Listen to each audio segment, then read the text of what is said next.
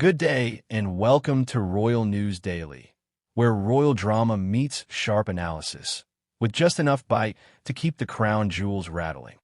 Now imagine waking up one morning to discover your children's centuries-old royal titles have been quietly revoked by your own mother. No family group chat, no warning, just a palace press release and boom, history rewritten. That is not a Netflix drama.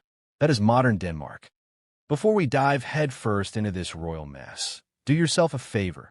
Subscribe to Royal News Daily and click that notification bell so you never miss a royal scandal dressed up as tradition.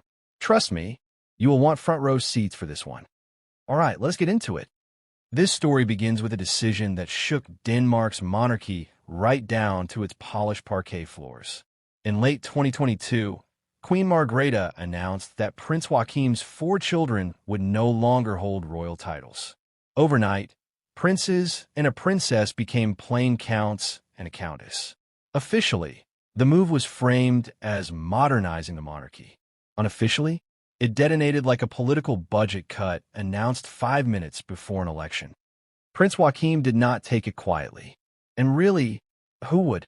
One day you are raising royal children with a clear place in the line of succession. The next day you are explaining to them why the family brand no longer includes them. Joachim went public, describing the decision as hurtful and rushed. His wife, Princess Marie, called it a shock. Translation: this was not discussed over tea and biscuits. Here is where it gets interesting and very Australian politics coded. Because this was not just a family squabble. This was a leadership decision with optics, backlash, and damage control written all over it. Queen Margrethe may wear a crown, but she governs a constitutional monarchy where public approval matters. And when the public starts picking sides, it stops being a private family issue and starts smelling like a political crisis. Now fast forward to today. Queen Margrethe has abdicated. King Frederick has taken the throne. And you would think this would be the perfect moment for healing, unity, and a big smiling family photo on the palace balcony. Except, Prince Joachim is still not coming back. Instead of returning to Denmark, Joachim and his family remain based in the United States. He works at the Danish embassy in Washington, living a life that looks far more diplomatic than dynastic. And according to recent interviews, he has no plans to relocate back to Denmark anytime soon. That silence is loud. Deafening, actually. Let's pause here, because this is where the subtext matters. Joachim is not just avoiding a country. He is distancing himself from an institution that publicly diminished his children's status. In political terms, this is a soft protest. No speeches, no marches, just absence. And sometimes absence speaks louder than outrage. Now, think about this from an Australian perspective. Imagine a former prime minister being stripped of official recognition by their own party, then quietly taking a cushy international role while refusing to return for party events. You would not call that moving on. You would call that a Cold War. What makes this even more combustible is King Frederick himself. Once portrayed as the fun-loving spare, he is now the man in charge. And this family rift is his first major internal challenge as king. Does he push for reconciliation? Does he leave the wound untouched? Or does he quietly hope the public forgets? So far, the palace line has been calm, measured, and very Scandinavian. But Joachim's continued absence undercuts that narrative. Because unity cannot be staged if one of the main characters refuses to show up. And let us not forget the children. This decision was supposedly made to give them normal lives.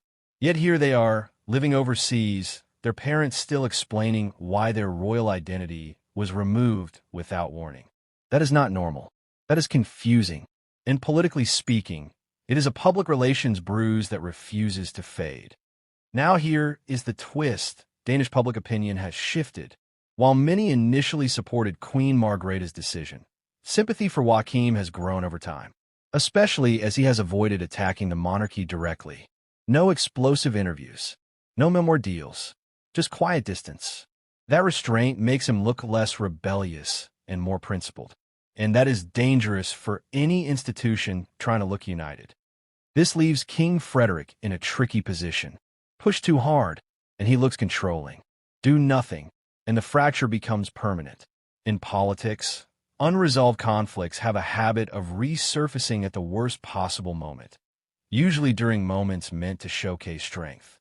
So the question is not whether Prince Joachim is refusing to return to Denmark. The real question is why the monarchy has not given him a reason to come back. Because until that happens, every royal celebration will carry an invisible absence. Every balcony wave will feel slightly incomplete, and every attempt to project stability will quietly remind the public that not all is well behind palace doors. In the end, this is not just about titles.